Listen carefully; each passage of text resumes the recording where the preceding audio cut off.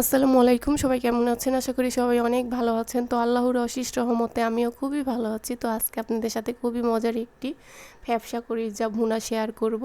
তো চলুন তাহলে দেখে নিই কীভাবে এই ফ্যাপসা কলিজাটা রান্না করা যায়। তো ফ্যাপসা কলিজা রান্না করার জন্য চুলায় আমি ফ্যাপসা কলিজা সিদ্ধ করার জন্য বসিয়ে দিয়েছি। বেশি করে পানি দিয়ে ভালো করে নাড়াচাড়া করে সিদ্ধ করে নিতে হবে। আর সিদ্ধ না করলে কিন্তু তরকারিটা খেতে ভালো লাগে না, কালো হয়ে যায়।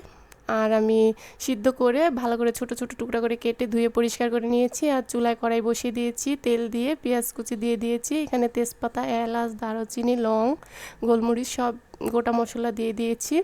তো পেঁয়াজগুলি কিন্তু হালকা ভেজে নিয়েছি আর অল্প পানি দিয়ে দিয়েছি। 1 টেবিল চামচ লবণ দিয়ে দিলাম, 1 টেবিল চামচ হলুদের গুঁড়া দিয়ে দিয়েছি, 1 টেবিল চামচ ধনিয়ার গুঁড়ো দিয়ে দিলাম, 1 টেবিল চামচ লাল মরিচের গুঁড়ো দিয়েছি, 1 টেবিল চামচ আদা বাটা আর 1 টেবিল চামচ রসুন বাটা দিয়ে দিয়েছি, 1 চা চামচের মতন জিরা বাটা দিয়েছি। এখন ভালো করে মশলাটা কষিয়ে নিতে হবে, একদম তেল ওঠা পর্যন্ত অপেক্ষা করতে হবে। আর আমি কিন্তু ফ্যাপসা কলিজাগুলি আগে থেকে ধুয়ে ছোট ছোট করে টুকরা করে কেটে ধুয়ে পরিষ্কার করে নিয়েছিলাম, দেখতেই পাচ্ছেন। আর ফ্যাপসা কলিজা যত ছোট ছোট টুকরা করে কেটে নেবেন ততই কিন্তু খেতে ভালো লাগে, ময় মশলা ভালোভাবে ঢুকে। আর বেশি বড় বড় টুকরা করলে কিন্তু খেতে ভালো লাগে না, লবণ টবণ ঢুকে না ভালোভাবে। তো এখন ভালো করে কষিয়ে নিতে হবে, কিছুক্ষণ পর পর নাড়াচাড়া করে আমি ভালো করে কষিয়ে নিব। তো ভালো যত ফ্যাপসা কলিজা মাংস যত কষাবেন ততই কিন্তু খেতে ভালো লাগবে। তো আলু দিয়ে রান্না করব। আমি এখানে ছোট ছোট টুকরা করে আলুও কেটে নিয়েছি, আলুগুলি দিয়ে দিয়েছি।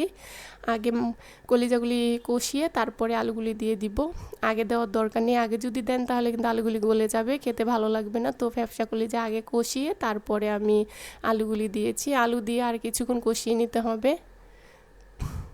তো কিছুক্ষণ পর পর নাড়াচাড়া করে একদম ভালো করে কষিয়ে নিব। যদি ভালো করে তরকারিটা কষিয়ে রান্না না করেন তাহলে কিন্তু দেখা যায় ফ্যাপসা কলিজার মধ্যে একটা গন্ধ থাকে, সেই গন্ধটা থাকবে। তো আমি কিন্তু খুব ভালো করে কষিয়ে নিয়েছি, কষানি কিন্তু অনেকটা সিদ্ধ হয়ে গেছে। তারপরে পানি দিয়ে দিয়েছি। তো এই পানিটা কিন্তু একদম শুকিয়ে ফেলবো, পানি রাখবো না। একদম তেল উঠে যখন যাবে তখন নামিয়ে ফেলবো। তো দেখতেই পাচ্ছেন একদম তেল উঠে গেছে। তো আমি আরও কষা কষা করব, পানি রাখবো না। তো নামানোর আগ দিয়ে ভাজা জিরার গুঁড়ো দিয়ে দিব। ভাজা জিরার গুঁড়ো দিয়ে তারপরে নামাবেন, তাহলে কিন্তু কলিজা ফ্যাপসা খেতে খুবই ভালো লাগে। মাংস সব তরকারিতে কিন্তু ভাজা জিরা দিলে ভালো লাগে, আর না দিলে কিন্তু অন্যরকম একটা গন্ধ আসে। আর ভাজা জিরার গুঁড়ো দিয়ে নামাবেন, তাহলে তরকারি স্বাদ আরও বেশি ভালো হয়।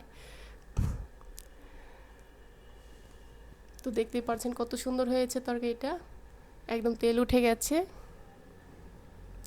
তো আর কিছুক্ষণ নাড়াচাড়া করে তারপরে আমি নামিয়ে ফেলবো।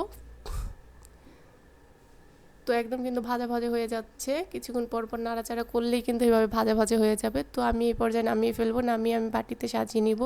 তো কেমন হয়েছে আমার ফ্যাপসা কলিজার তরকারিটা? দেখতে যতটা সুন্দর হয়েছে খেতে কিন্তু আরও বেশি ভালো হয়েছে। তো এইভাবে করে আমার রেসিপি ফলো করে বাসায় একবার হলো ট্রাই করবেন। আর আমার রেসিপি যদি ভালো লাগে তাহলে অবশ্যই লাইক করবেন, কমেন্ট করবেন, শেয়ার করবেন আর আমার পেজে ফলো করে দিবেন। সবাই ভালো থাকবেন। আল্লাহ হাফেজ।